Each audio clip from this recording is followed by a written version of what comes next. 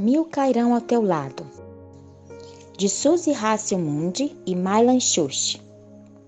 A emocionante história de um soldado e sua família que ousaram viver a sua fé na Alemanha de Hitler. Capítulo 8. Batalha no inverno. Bem para o leste, Franz e os pioneiros avançavam a passos largos, indo da Rússia para a Ucrânia. Inicialmente, tudo estava indo bem para o exército alemão. Em agosto de 1941, os soviéticos haviam perdido 3 milhões de homens. Na Ucrânia, no entanto, os alemães encontraram problemas, pelos quais não esperavam. Marchando dia após dia pelos campos de milho e trigo, não tinha muito como medir o progresso. Quando meninos, haviam crescido entre montes e árvores, de forma que achava essa imensa planície depressiva e desorientada. O ânimo estava quase no fim. E com o começo do outono, as chuvas se tornaram mais frequentes e as estradas se transformaram em lamaçais intransitáveis, a não ser para os tanques. Apesar de tudo, os pioneiros continuavam em direção ao leste. Chegaram a Kremikuk, onde a companhia 699 havia se separado do restante do batalhão. Durante uma semana ficaram isolados, sem provisões de qualquer tipo, e os soldados famintos começaram a comentar sobre a amotinação. Certa manhã, Franz saiu aos campos procurando algo para comer. Tudo que via era milho. Como o milho não era cultivado na Alemanha, ele não sabia que seres humanos poderiam comê-lo. Cuidadosamente, ele quebrou uma espiga e começou a descascá-la. Então arriscou uma mordida. O milho não estava maduro ainda e os grãos estavam moles e doces. Franz comeu até se fartar. Então encheu os braços com o máximo de espigas que conseguiu carregar e voltou rapidamente ao acampamento. O que será que vão pensar? Perguntou a si mesmo. Estão sempre zombando de mim por meu vegetarianismo? Encontrei algo para comer, ele anunciou enquanto chegava ao acampamento. Ansiosos, todos foram correndo ao seu encontro. Quando viram o que ele carregava, a empolgação se transformou em raiva. Hácio, você não espera que nós vamos comer esse lixo, né? Isso é comida de porcos. Não mesmo, disse Franz, é muito gostoso. 2 ou 3 soldados praquejaram e saíram, deixando Franz falando sozinho. Vejam, homem, vocês estão morrendo de fome? Franz implorou, experimentem, eu farei um acordo com vocês. Se não gostarem, podem cuspir os grãos no meu rosto. Finalmente, alguém resolveu pegar uma espiga. Sem falar nada, o homem deu uma mordida. Rapidamente, comeu tudo e pegou outra. Mais do que qualquer coisa que Franz dissesse, isso convenceu os demais. Logo a companhia toda foi para o campo e se satisfez. O vegetariano havia salvado o dia. Após poucos dias, eles juntaram-se ao restante da companhia e a crise passou. Então as chuvas começaram a cair vigorosamente e o clima esfriou consideravelmente. Em Novomolosk, os pioneiros tiveram que permanecer por 1 mês até que as estradas estivessem secas suficientemente para continuarem. Quando avançavam, cobriam somente 75 km por dia. Então, em novembro, nevou. Logo ficou aparente que os uniformes de verão dos alemães e botas leves eram completamente inadequados para esse tipo de clima hostil. Mas eles continuavam avançando. Hácio, vem aqui, disse o sargento Erich Neus um dia. Sim, sargento. Quero vê-lo no meu escritório imediatamente. Ali o sargento disse. Hácio, eu notei que você é o único homem em nossa companhia que não tem sequer um arranhão ou machucado dessa guerra. As balas parecem errar você. Não tinha pensado nisso. Mas o senhor pode estar certo, respondeu Franz, sem entender o objetivo daquela conversa. O sargento Neus sorriu. De agora em diante, você e eu vamos dividir os mesmos aposentos. Será o meu anjo de guarda. Sim, senhor. Certamente, senhor.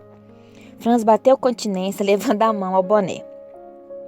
O sargento News balançou a cabeça ao notar que Franz recusava-se continuamente a usar a saudação a Hitler. Mas daquele momento em diante, Franz e o sargento Eric passaram a dividir o mesmo alojamento. Franz logo descobriu que os dois realmente se encontravam em melhores condições que o capitão, já que o sargento tinha uma aptidão especial para encontrar esconderijos confortáveis. Foi uma amizade que eles mantiveram pelo resto da guerra. Mesmo os melhores alojamentos, no entanto, eram frios, sujos e infestados de pulgas e piolhos. Numa fazenda coletiva russa, certa noite, a companhia toda decidiu dormir em um estábulo gigante, aquecido pelos corpos de centenas de vacas. Quando resolveram juntar montes de palha para servirem de cama, notaram que o lugar estava dominado por ratos. Com repugnância, os homens colocaram tábuas sob caibros para servirem de plataformas para dormirem. Colocaram o saco de pães que continham toda a comida sob suas cabeças para proteger e foram dormir bem no alto, acima do chão infestado com os roedores. Na manhã seguinte, eles descobriram que os ratos haviam subido pelos caibros, roído buracos nos sacos e comido tudo que estava debaixo da cabeça deles. Não restavam nem migalhas. Furiosos, os homens procuraram os buracos dos ratos, fora do estábulo. Armando-se com varas, tomaram as suas posições. Quando viam uma cabeça de rato peludo espiando para fora, acertavam-no com toda a força. Desta forma, eles mataram 30 ratos em 10 minutos. Haviam se vingado. Podiam agora continuar. Somente uma vez em sua jornada encontraram uma vila bonita. Observando o mapa, viram que era Utchi. As casas, embora construídas de argila de acordo com o costume rural russo, eram cobertas com estuque branco que brilhava ao sol. As ruas eram limpas e sem lixo. O chão batido era varrido e as janelas enfeitadas com cortinas estampadas de algodão. Que alegria era passar mesmo uma noite em um lugar que parecia a sua casa. O próximo alvo era Kramatorsk, ao sul. A temperatura continuava esfriando cada vez mais. Não havia floresta nesta fazenda. Então os soldados destruíram as cercas e prédios velhos em sua rota e carregaram a madeira com eles, para que tivessem fogo em seu alojamento à noite. Vocês permanecerão aqui por algum tempo, foram instruídos. Terão que consertar uma serraria, porque várias pontes devem ser construídas no rio Donets. Logo, os pioneiros estavam ocupados, fazendo algo para o que haviam sido treinados, cortar a madeira e preparar em caixas de aço. Outro Natal chegou. Quão diferente foi das celebrações baderneiras dos anos anteriores. Na noite de Natal, o capitão dirigiu um culto, lembrando os muitos camaradas que já haviam perdido a vida.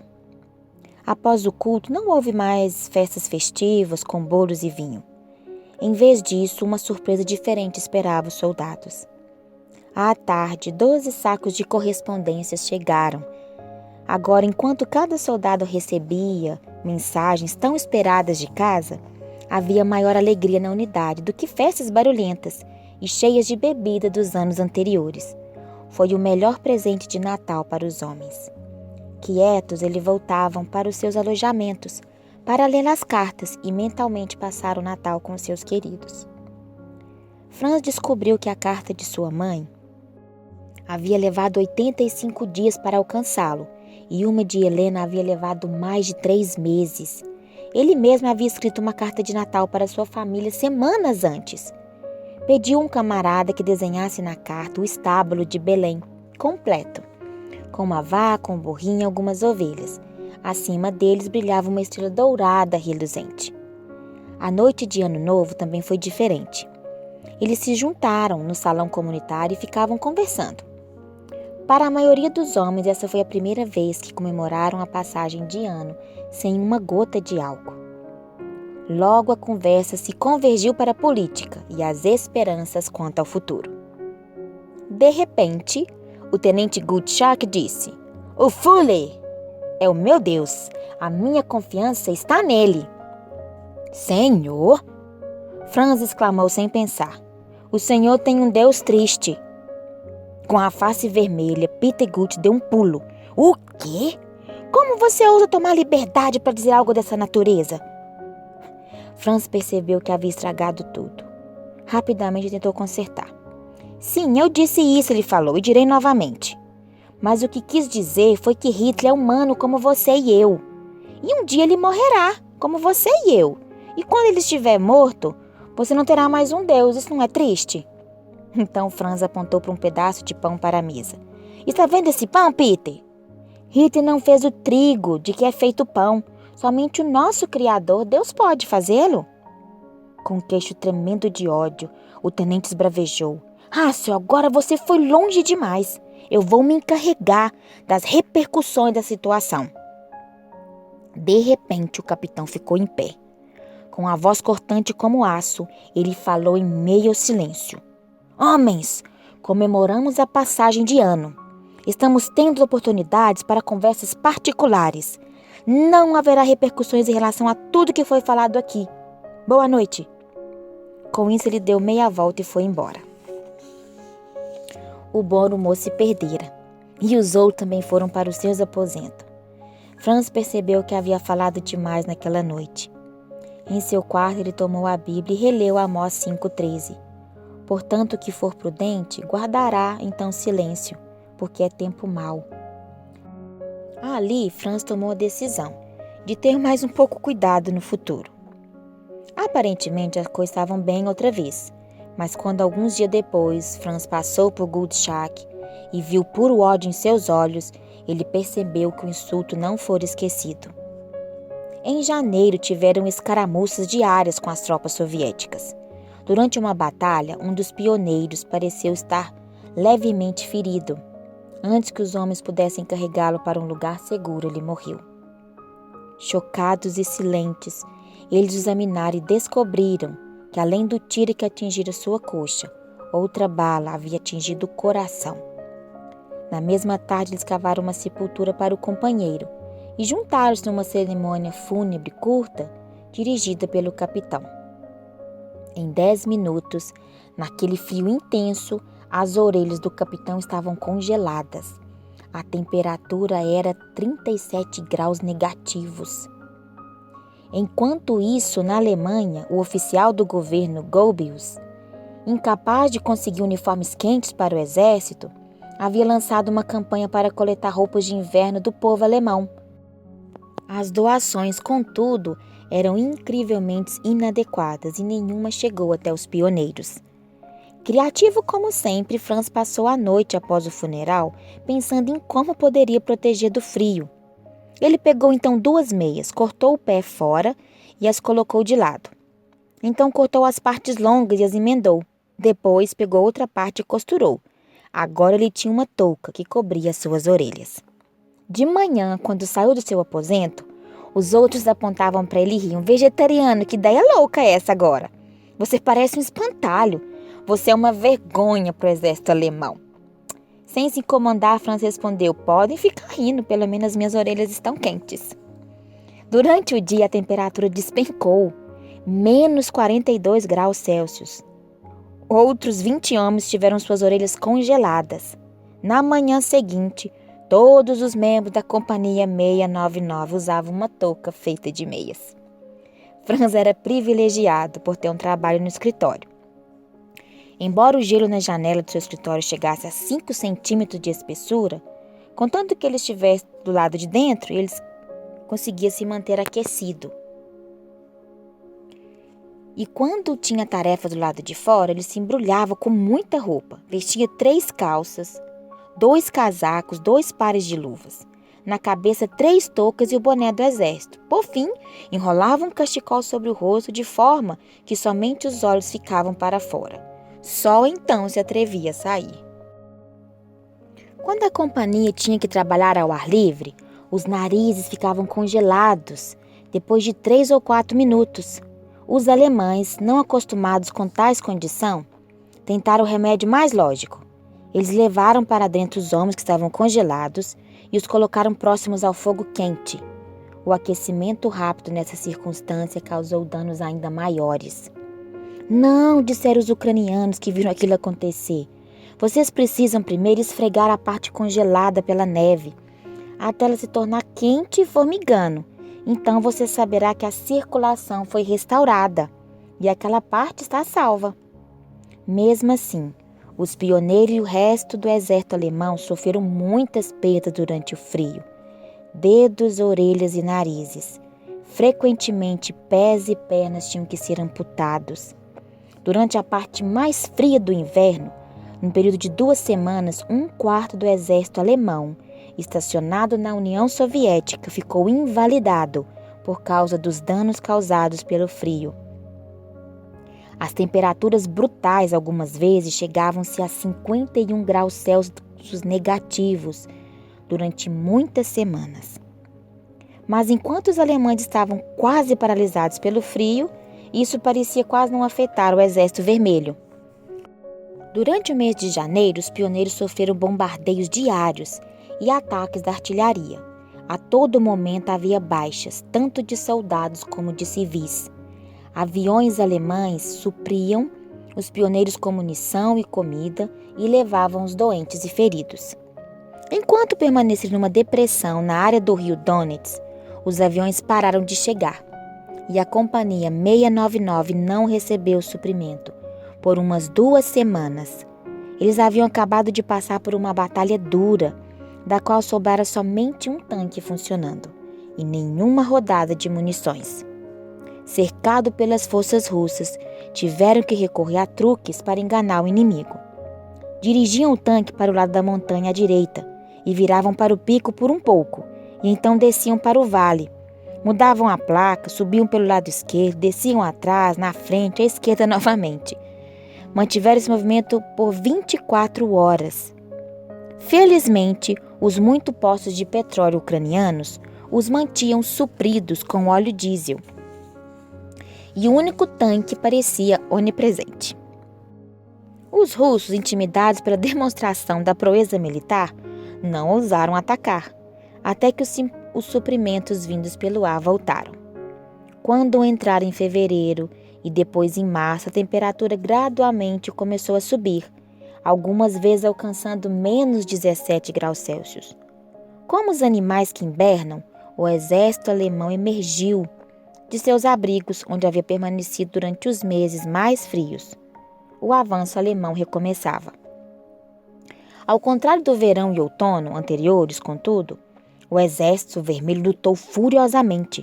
Os alemães não podiam confiar desfilando confiantes.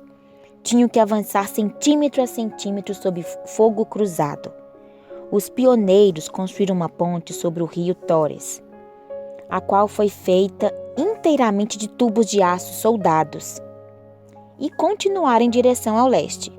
Mais tarde, na primavera, todos os sobreviventes da Batalha do Inverno foram condecorados com uma medalha. Contudo, nenhuma recompensa poderia equivaler às dificuldades que eles haviam resistido. Num vilarejo maior, certa noite, outra unidade juntou-se a eles e passou a usar os mesmos alojamentos. Os homens altos, em suas túnicas pretas enfeitadas, com a insígnia prateada, com a caveira e os ossos cruzados nos seus capes, pertenciam ao Schutzstaffel, SS, a polícia da elite militar de Hitler.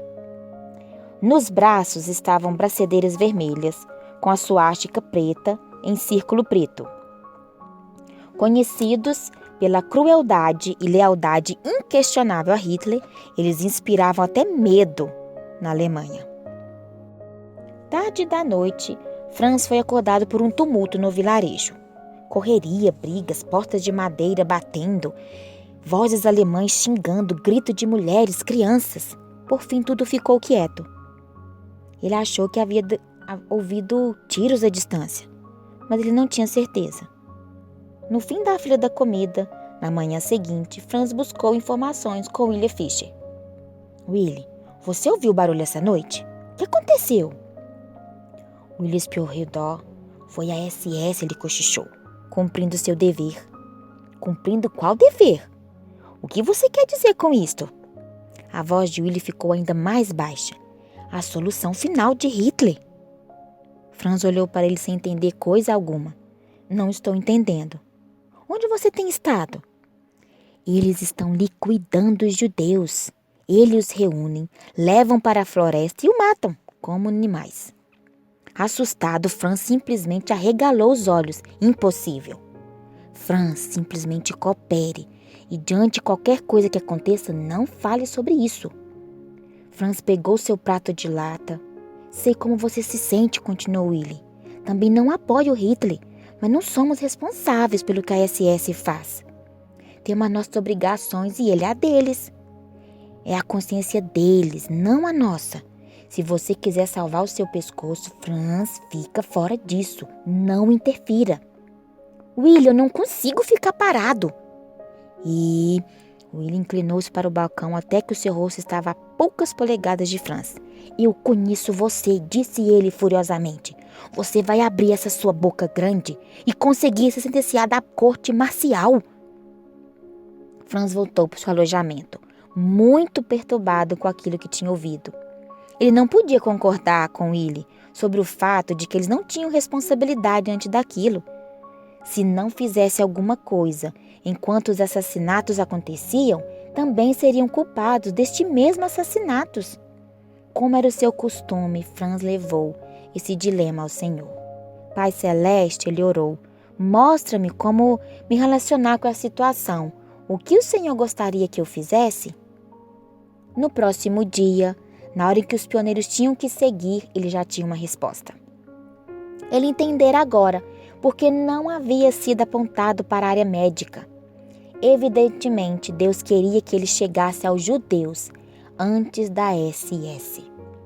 Daquele dia em diante, toda vez que a companhia passava por um vilarejo, Franz escapava e passava pelas lojas, casas de negócios e quantas casas ele conseguisse. Já que a Ucrânia era habitada na maioria por alemães, que haviam aceitado a oferta de Catarina a Grande de emigrarem para a Rússia e cultivarem a terra, ele conseguia se comunicar com eles facilmente. Ele repetia a mesma mensagem a todos. A SS está nos seguindo. 1 ou 2 dias atrás. Vocês o reconhecerão pelo seu uniforme preto, com crânio e ossos cruzados no cap. Quando chegarem aqui, eles vão arrebanhar os judeus como gado e matá-los. Se você for judeu, pegue alguma comida, sua família e fuja agora. Esconde-se na floresta ou cavernas. Onde vocês encontrarem esconderijo, fujam rapidamente.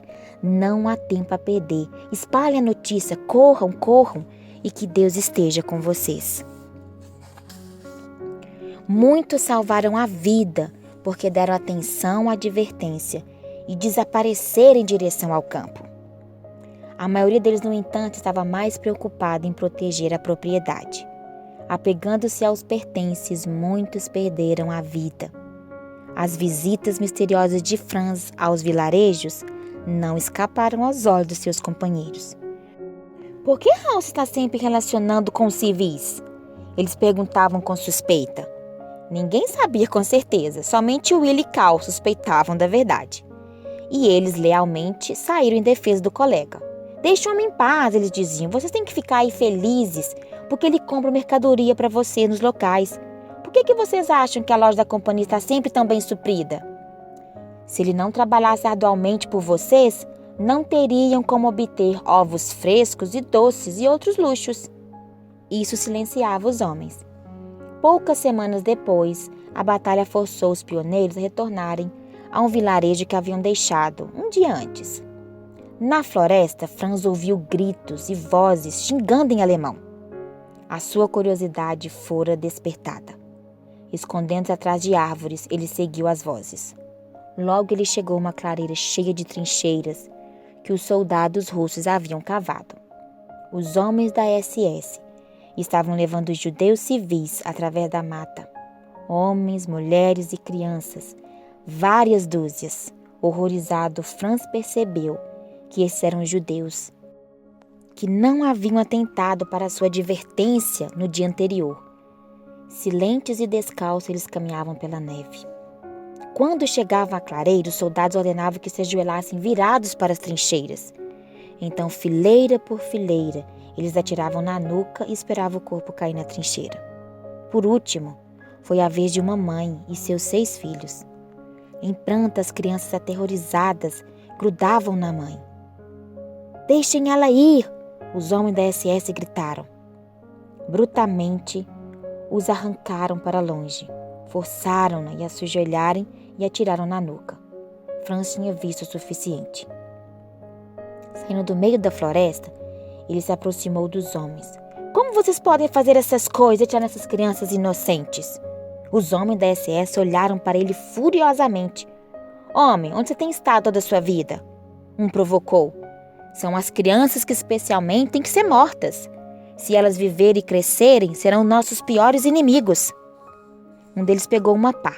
"Já que você se sente tão triste por eles, pode pelo menos dar-lhes um enterro decente? Pegue essa pá e vai cobri-los." Ele jogou a pá para Franz. Os outros gargalharam. Ainda dando risadas, eles foram embora. Franz sentiu-se mal. Teve que encostar numa árvore para se recompor. Por fim, caminhou até as trincheiras e, com tristeza, começou a cobrir os corpos com terra. De repente, ele parou. Ele pensou ter ouvido um gemido vindo de um dos buracos. Sim, ele ouvira novamente. Ele soltou a pá e observou os corpos todos parados. Então notou um pequeno movimento embaixo de uma das crianças, que haviam sido mortas junto com a mãe. Ele pulou dentro da trincheira e cuidadosamente pegou o corpo ensanguentado de uma menina. Ela estava morta afinal, e com cuidado a rolou para o lado. Mas logo embaixo dela um homem ainda estava vivo. Reunindo toda a sua força, Franz o pegou e o tirou da trincheira. O homem estava inconsciente, mas respirando. Uma bala havia passado pela sua cabeça. Ele não parecia ter perdido muito sangue. Talvez ele pudesse ser salvo. Franz levantou o homem, o colocou nas suas costas e foi em direção ao vilarejo. O seu plano era chegar ao seu alojamento em silêncio e tentar curá-lo. Quando se aproximou do acampamento, cambaleando com a sua carga, ele foi abordado por um homem da SS. "O que você está carregando aí?" "Esse homem está muito ferido e precisa de cuidados médicos imediatos." O homem da SS notou não ser um dos soldados alemães. "O quê?" ele gritou. "Estamos matando os judeus, não salvando. Como você ousa interferir?" A essa altura, outros pioneiros haviam saído para ver o que estava acontecendo. Entre eles o tenente Peter Guth. Uma olhada e ele entendeu exatamente o que havia acontecido. Ele tirou o homem das costas de Franz. Quando o homem caiu no chão, o tenente colocou a sua arma na boca do homem e puxou o gatilho. "Rácio, é você novamente?" Ele rosnou, tremendo de raiva. "Eu já deveria saber. Vou lhe dizer de uma vez por todas que eu estou cansado do seu comportamento subversivo. O meu alvo é vê-lo destruído. Você não é melhor do que os judeus, esses porcos que você tentou salvar. Você não escapará de mim. Se for preciso, eu procurarei pela terra toda atrás de você.